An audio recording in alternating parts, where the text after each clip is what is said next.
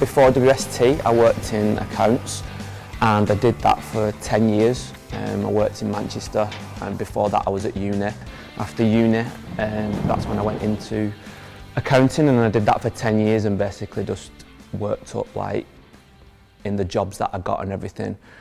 So yes, I did that, and then during that time my main interest, I've always like been rugby, so I played rugby from about 6 years old, and then it was always like a passion on the sport and the training side for myself, but I've kind of gone down a path in accounts which I felt was like a safe option, I think. But where that pressure of being safe come from, not too sure, but it's what I felt I had to go and do.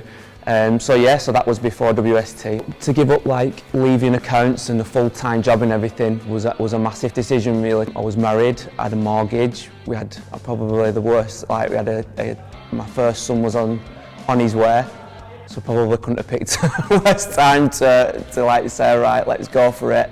It was a massive decision really. My initial thing was I was watching a lot of guys in America, and I had two paths. I could either go commercial gym and do a PT, and it wasn't really my thing.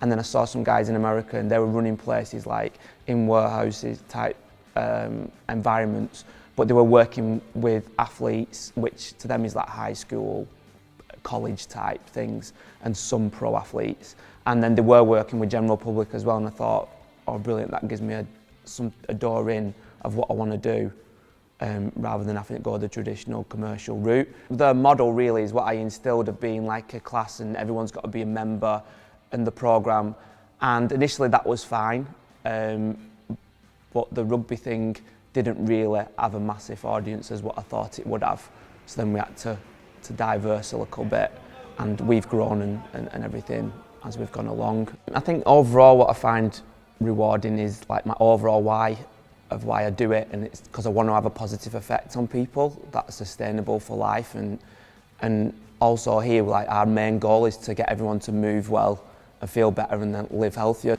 And then we've got like one of the youth members, he's got like I think it's called Poland syndrome, and basically one limb doesn't grow, and he had to go and have an operation, and the surgeon was really impressed with the muscle that he'd built in his back, which they could use. So it's little things like that what people don't think, because they think it's all about what numbers did they get, but stuff like that's really rewarding. And like even small things, so like a guy he'd had an op on his shoulder, it's gone for years.